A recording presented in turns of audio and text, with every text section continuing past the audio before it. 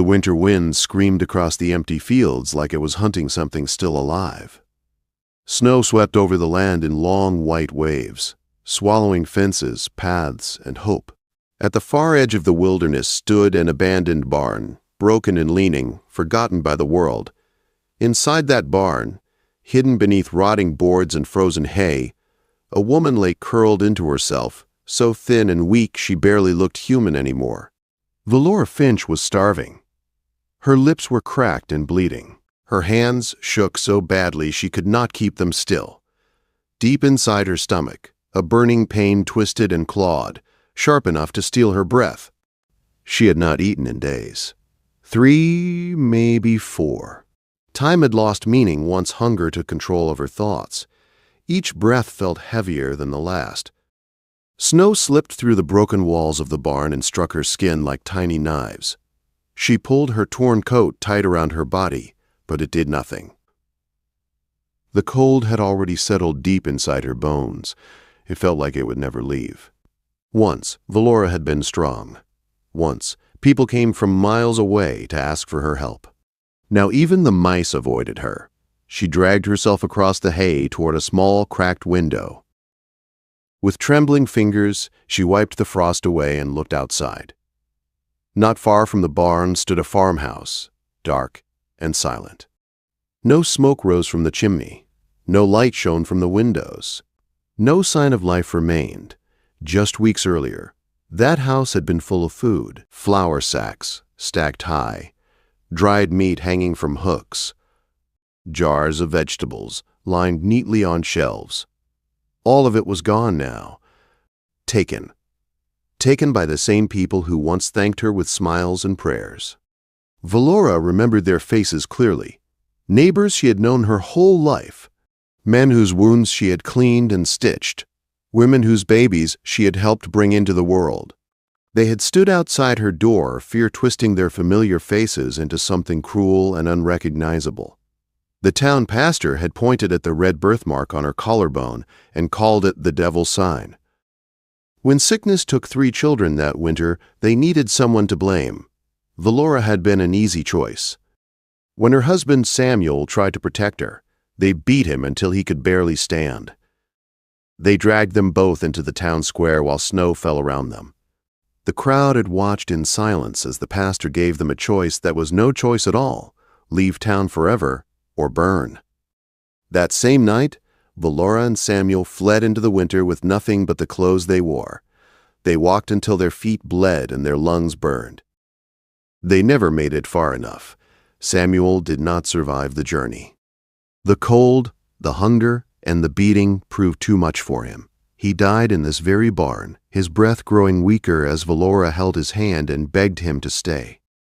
When he was gone, she buried him as best she could in the frozen ground nearby. With shaking fingers, she carved his name into a wooden cross. Every day since then, she scratched another mark into the barn wall, counting how many days she stayed alive without him. 32 marks stared back at her now. Valora sank to her knees in the hay and clutched the silver pendant around her neck. Her grandmother had given it to her long ago. It was the only thing she managed to hide when the mob came. She had told herself she would trade it for food if she reached the next town. But the town was too far away. In her condition, she would collapse long before she ever arrived. The wind howled louder outside, like a wounded animal crying in pain. Her stomach answered with its own sharp cry. For the first time since Samuel died, tears burned in her eyes. Maybe death would be kinder than this slow waiting. Suddenly, the barn door slammed open. Cold air rushed inside along with snow and darkness. Valora scrambled backward, her heart pounding so hard it hurt. A massive shadow filled the doorway. She feared the mob had returned, ready to finish what they started. But it was not the mob. It was a stranger. He stood tall and broad, carrying an axe over one shoulder. Snow clung to his heavy coat. His presence filled the barn, like a wall of muscle and shadow. "Who's there?" a deep voice demanded. The voice was rough and strong, like wood splitting under force. "This is private land." Valora pressed herself against the wall, her throat tight with fear. She barely had the strength to speak. "Please," she whispered. "I have nowhere else to go." The stranger stepped inside and shut the door against the storm. As her eyes adjusted, she saw him clearly. He had a thick, dark beard and arms built from years of hard labor. His eyes moved over the barn, then stopped on her frail shape. "You're from Belwick," he said. The name made her flinch. "Not anymore," she replied weakly. His gaze dropped to her hollow cheeks and shaking hands. Something shifted in his expression. He set the axe down gently and reached into his coat, pulling out a small cloth bundle. When he opened it, the smell hit her like a dream. Bread, warm bread and cheese. "When did you last eat?" he asked. She could not remember. "It doesn't matter," she said. "It does to me," he replied. "Eat." Her hands trembled as she took the food, forcing herself not to devour it like an animal. Each bite felt painful and wonderful at the same time. "Why are you helping me?" she asked between bites. "I'm not looking for payment," he said. "Just eat." Tears streamed down her face as she finished the bread. When she looked up, he was watching her quietly, standing in a way that blocked the worst of the cold. "My mother was burned as a witch when I was 10, he said softly, for growing plants they did not understand. Something inside Valora broke open. For the first time in weeks, she felt seen. "My cabin is 3 miles north," he continued. "There's a fire and more food. You can come if you can walk." She nodded, unable to speak. "My name is Thorley Blackwood," he said, offering his rough hand. "Can you walk, Valora Finch, or will I carry you?" As the storm raged outside, Valora placed her fragile hand in his. She did not know why fate sent this lonely lumberjack to her that night. She only knew one thing. Her life had just changed. The first step inside Thorley Blackwood's cabin stole Valora's breath, not because it was grand, but because it was warm. Real warmth wrapped around her body and sank into her skin like something she had forgotten existed. The fire in the stone hearth burned steady and strong, its orange light dancing across rough wooden walls. The smell of pine smoke and simmering broth filled the small space and made her knees weaken. "Sit," Thorley said, pointing to a chair near the fire. Valora lowered herself slowly, her legs shaking as feeling returned in sharp waves of pain. The heat stung, but she welcomed it. Only now did she understand how close she had come to dying. Life was slowly creeping back into her body, and it hurt, but it was a good kind of pain. Thorley moved around the cabin with quiet purpose. He poured steaming broth into a wooden bowl and set it in front of her with another piece of bread. "Slow," he warned. "Your stomach won't forgive you if you rush." She obeyed, taking careful sips. The broth was simple, but it felt richer than any meal she had ever known. "Why help me?" she asked softly. Thorley sat across from her, the firelight turning his dark beard a warm copper color. For a long moment he said nothing. "Because no one helped us," he finally replied. "When they came for my mother," Valora lowered her spoon. "You said they burned her," he nodded. "They called her a witch when the mayor's son died of fever. She used healing plants." "That was enough." "And your father?" Valora asked. Thorley's jaw tightened. He couldn't live with it. "Took his own life months later. I was sent away. Grew up cutting timber." "I'm sorry, Valora." "It wasn't your doing," Thorley replied. Then he looked at her and added, "Just like what happened in Belwick. It wasn't yours." Something loosened in her chest at those words. She had not realized how much she needed to hear them. "You can stay here tonight," Thorley said, adding another log to the fire. "Tomorrow we'll see how strong you are." "Tomorrow?" Valora repeated. The word felt strange, like it belonged to someone else. She looked around the cabin and noticed signs of a lonely life. One bed pushed against the wall, one cup near a small desk, one chair beside the fire. "Do you live here alone?" she asked.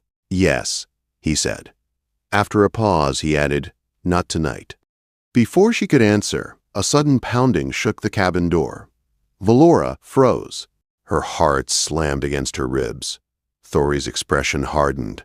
He crossed the room and lifted a shotgun from the corner. "Get into the cellar," he said quietly, pointing to a trap door hidden beneath the rug. "Now." She barely had time to climb down before angry voices filled the cabin. "Blackwood, open up," a man shouted. "We know the witch is here."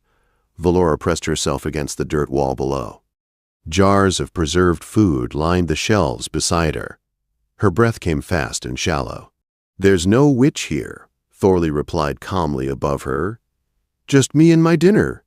"We followed her tracks," another voice argued. "Then you followed wrong," Thorley said.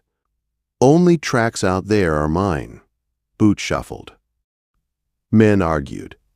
Then one voice rose above the rest. Silas Pwitt, head of the Bellwick Council. "We have the right to search," Pwitt declared. "You're on my land," Thorley answered. "Leave." The sound of the shotgun being raised echoed through the cabin. Valora clutched her pendant and prayed. "We'll be back," Silas snarled. "Bring whoever you want," Thorley replied. "Now go." Footsteps retreated. The voices faded. Silence returned. The trapdoor opened, and Thorley offered his hand. "They're gone." For now, Valora climbed out, her legs trembling. "They'll come back," she whispered. "Yes," Thorley said, "but not tonight." She straightened as best she could. "I should leave. I've put you in danger." Thorley stepped between her and the door. "And go where?" "Anywhere else." "You won't survive the night," he said, "and I won't throw you back into the cold." "Why?" she asked, tears filling her eyes. "Why fight for me?" "Because I know what it looks like," he said quietly, "when fear decides a woman's fate." Valora sank into the chair, exhausted. "My husband died because of them," she said. "Tell me about him," Thorley replied. She did. Slowly. She spoke of Samuel's kindness, his love for Spring, and the way he believed in her even when she doubted herself. Thorley listened without interruption. "Honor that belief," he said when she finished, "by living." As dawn crept toward the cabin windows, Thorley packed supplies. "We leave at first light," he said. "I know places they won't search." "We?" Valora asked. "You won't make it alone." She slept deeply for the first time in weeks. They traveled north through thick forest, far from roads and towns. Thorley moved with quiet confidence, reading the land like a map. When they stopped to rest, he caught rabbits with practiced ease and shared the meat with her. "Where are we going?" Valora finally asked. "To my mother's people," Thorley replied. "My grandmother still lives. Will they accept me?" she asked. Thorley met her eyes. "If my grandmother does, they all will." That night, as the forest fell silent, figures emerged from the darkness. Men with weapons stepped forward, watching carefully. "Hunters," Thorley said, speaking to them in a language Valora did not understand. After a tense exchange, the men lowered their weapons. "They'll take us to camp," Thorley said. "The elders will decide." The camp lay hidden in a sheltered valley, protected from the worst of the wind. Fires glowed inside bark-covered lodges. The air smelled of smoke, pine, and cooked meat. Valora felt many eyes on her, but they were not filled with hatred. An elderly woman with silver braids stepped forward. Her back was straight, her gaze sharp. She studied Valora as if weighing her soul. Thorley lowered his head. "Grandmother." The old woman touched his face, then turned to Valora and spoke softly. Thorley listened, then translated. "She asks what burden you carry." Valora swallowed. "Tell her I was called a witch because I tried to heal. Tell her I lost my home, my husband, and nearly my life because of fear." The woman listened. Then she laughed, not cruelly, but warmly. She spoke again. Thorley smiled. "She says, only foolish people fear healers. You may stay."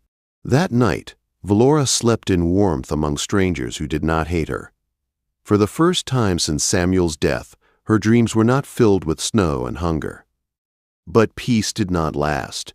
2 days later, Thorley returned from hunting with a grim look. "Men from Belwick are gathering," he said. "They blame you for sickness in their livestock." Valora's hands tightened around her medicine pouch. "The water," she said. "It was poisoned before I saw the signs." "They're coming here," Thorley said. With ropes. Fear rose in her chest, but it did not control her. "Then I need to face them," she said. Thorley stared at her. "They won't listen." "They will if children are at risk," she replied, "and I can prove it." As torches appeared at the edge of the forest, Valora stood taller than she ever had before. Winter had tried to kill her. Fear had tried to erase her, but she was not finished yet. The rain began to fall as the mob reached the edge of the forest. Torches hissed and sputtered as water soaked the burning cloth, but the men pressed forward anyway. Anger pushed them harder than the storm ever could. Ropes hung from their shoulders. Fear sat in their eyes. Thorley stood firm at the front of the clearing, his shotgun lowered but ready. The people of the camp gathered behind him, silent and watchful. Valora stepped forward beside him, her shoulders straight, her hands steady. "I will speak," she said loudly. Shouts answered her. Accusations flew like stones. Silas Puett pushed his way to the front, his face red with rage. "You've cursed our town," he shouted. "Our cattle are dying. Our children are sick again."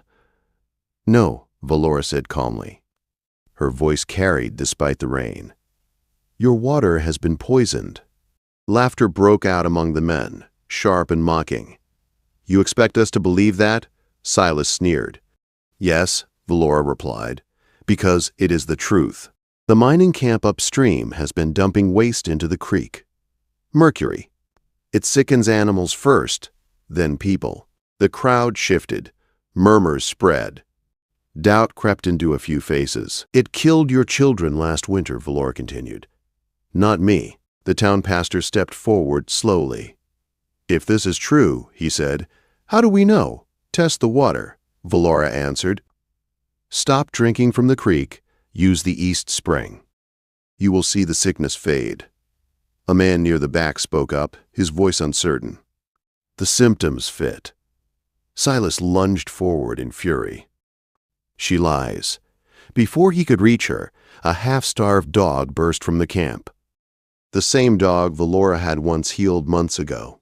It leapt forward and bit Silas's leg, sending him crashing into the mud. Chaos erupted. Men shouted. Torches fell. Fear turned inward. "Enough," the pastor shouted. "We will test the water." By dawn, sick children lay inside Thorley's cabin. The same place meant to hide Valora now became a place of healing. She worked without rest. She brewed teas, mixed poultices, cooled fevers, and whispered calm words to frightened parents who only hours earlier wanted her dead. Thorley stayed by her side, lifting children, fetching clean water, and standing guard through the long night. Days later, riders returned from the city with proof. The mining company had poisoned the creek. Silas Puett had taken bribes to stay silent. Shame fell heavy over Belwick. Valora was cleared of every charge. Her name was spoken with regret instead of hate. "You saved us," the pastor said quietly. "I did what a healer does," Valora replied. They offered her a house. A position? A chance to return? Valora looked at Thorley, at the forest, at the life she had rebuilt from ashes. "No," she said gently. "But I will help anyone who comes." And she did. Seasons passed. A healing house rose beside Thorley's cabin, built by his hands and filled with Valora's knowledge. People came from many towns. Some whispered. Most thanked her. All left healed or comforted. One spring evening, as the sun dipped low, Thorley took Valora's hands. "When I found you," he said, "you were dying." She smiled softly. "I lived because you stood between me and the cold." He shook his head. You lived because you chose to. They married beneath the open sky, surrounded by people who once feared her and now trusted her. Valora Finch became Valora Blackwood, not by losing herself, but by finding where she truly belonged. They had abandoned her to starve during winter, but she survived. And she became something stronger than fear.